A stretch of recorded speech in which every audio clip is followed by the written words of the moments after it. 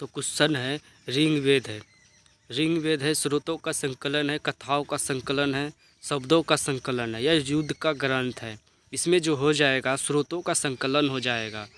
अगला क्वेश्चन है किस वैदिक ग्रंथ में वर्ण शब्द का सर्वप्रथम नमो उल्लेख मिलता है? किस वैदिक ग्रंथ में वर्ण शब्द का सर्वप्रथम नमो उल्लेख मिलता है?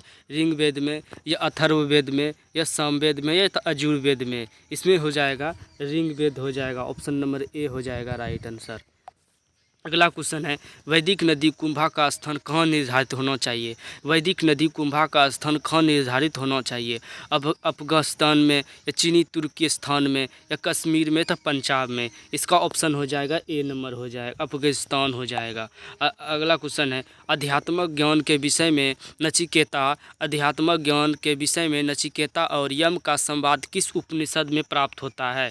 इसका आंसर हो जाएगा कठोप उपनिषद हो जाएगा। कठोप उपनिषद हो जाएगा। ऑप्शन नंबर सी राइट हो जाएगा। अगला क्वेश्चन है ऋग्वेद में रचनाएं हैं। ऋग्वेद में जो रचनाएं हैं जो सूतक होते थे वो कितना है? इसमें से हो जाएगा ऑप्शन नंबर ए हो जाएगा 1028 सूतक हुआ करते थे। अगला क्वेश्चन है आरंभिक वैदिक साहित्य में सर्वाधिक वर्णित नदी है। आरंभिक वैदिक साहित्य में सर्वाधिक वर्णित नदी है सिंधु है या सूतधरी है, सरस्वती है या तो गंगा है? इसका क्वेश्चन जो हो जाएगा ये सिंधु नदी हो जाएगा। ऑप्शन नंबर ए राइट हो जाएगा। अगला क्वेश्चन है निम्नलिखित में से कौन सी वह ब्रह्मांडिनी है जिसमें से कुछ वेद मंत्रों की रचना से की थी? निम्नलिखित में से कौन सी वह ब्रह्मावधिनी थी जिसने कुछ वेद मंत्रों की रचना की थी? लोपामुद्रा था या गागरी था या लीलावती था या सावित्री था? इसका ऑप्शन हो जाएगा ए नंबर हो जाएगा राइट आंसर। अगला क्वेश्चन है निम्नलिखित में से चार वेदों में से किस एक में जादुई माया और वशीकरण का वर्णन है? निम्नलिखित में किस वेद में एक जादुई माया और वशीकरण का वर्णन है? इसमें जो हो जाएगा अथर्ववेद में जादू टोना का ज़्यादा उपयोग हुआ करते थे। अगला क्वेश्चन है वैदिक नदी आस्किनी की पहचान निम्नलिखित नदियों में से किस एक के साथ की जाती है? वैदिक नदी आस्किनी की पहचान निम्नलिखित नदियों में से किस एक के साथ की जाती है? व्यास की जाती है या रावी किया जाती है या चेनाब या झेलम? इसमें से हो जाएगा ऑप्शन नंबर बी हो जाएगा रावी नदी हो जाएगा। ऋग्वैदिक काल में निष्क शब्द का प्रयोग एक आभूषण के लिए होता था। ऋग्वैदिक काल में निष्क शब्द का प्रयोग एक आभूषण के लिए होता था किंतु परवर्ती काल में उसका प्रयोग इस अर्थ में हुआ करता था शस्त्र में या कृषि औजार में या लिपि में तो सिक्का में हुआ करते थे। इसका ऑप्शन जो हो जाएगा सिक्का में हुआ करते थे। अगला क्वेश्चन है ऋग्वेद में निम्नलिखित किन नदियों का उल्लेख अफगानिस्तान के साथ आर्यों के संबंध का सूचक है?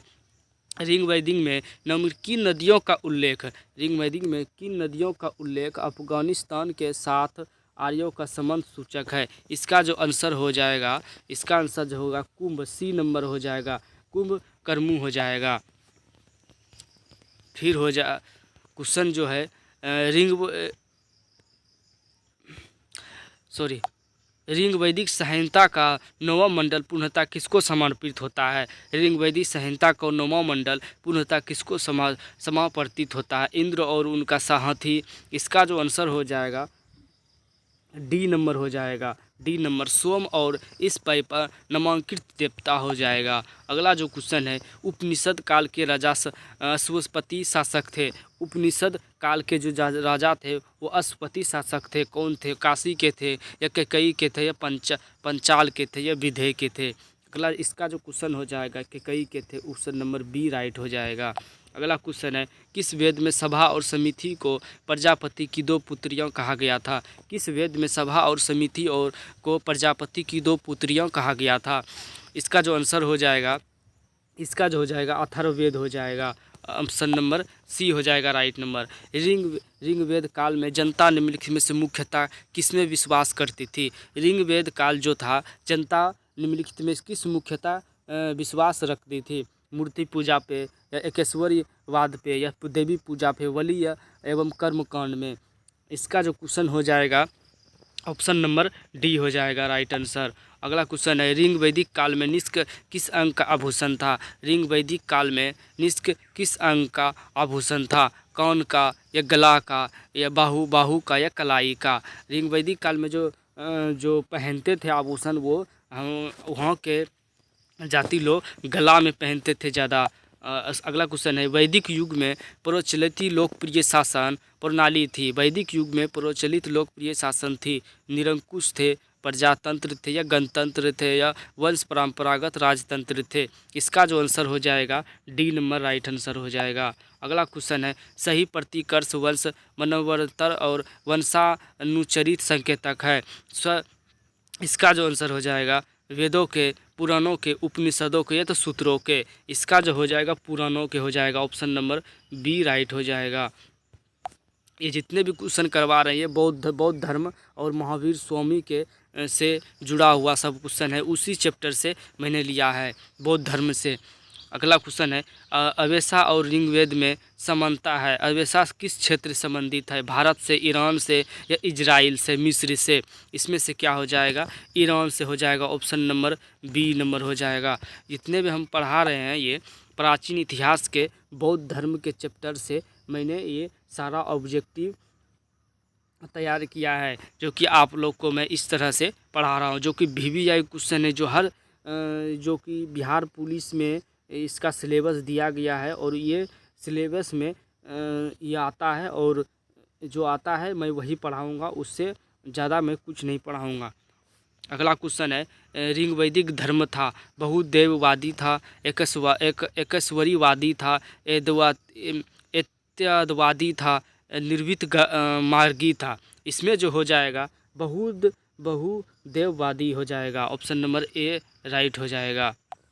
अगला क्वेश्चन है, सांख्य, योग, न्याय, वैशेषिक, मीमांसा एवं वेदांत इन 6 भिन्न भारतीय दर्शनों की स्पष्ट रूप से अभिव्यक्ति हुई है? वैदिक युग में, या तो गुप्त युग में, या कुषाण युग में, या तो मौर्य युग में? इसका जो हो जाएगा वैदिक युग में हुआ है। वैदिक ऑप्शन नंबर ए हो जाएगा, सॉरी ऑप्शन नंबर ए हो जाएगा। अगला क्वेश्चन है, निम्नलिखित अभिलेखों में से कौन सा ईरान के से भारत में आर्यों के आने की सूचना देता है? निम्नलिखित अभिलेखों में से कौन सा ईरान से भारत में आर्यों के आने की सूचना देता है? मौन सेहरा, शहबाज गढ़ी, या बोजगोई, या जूनागढ़? इसमें जो हो जाएगा सी नंबर राइट हो जाएगा। सी नंबर राइट हो जाएगा।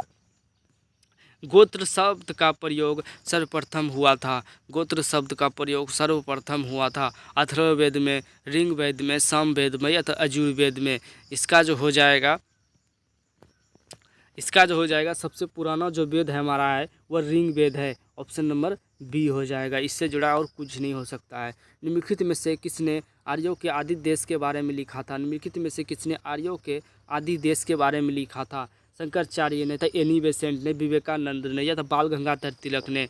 ये जो हो जाएगा हमारे तिलक जी हो जाएंगे, जो कि ऑप्शन नंबर डी हो जाएगा राइट आंसर। अगला क्वेश्चन है, श्री भागवत गीता मौलिक रूप से किस भाषा में लिखी गई थी?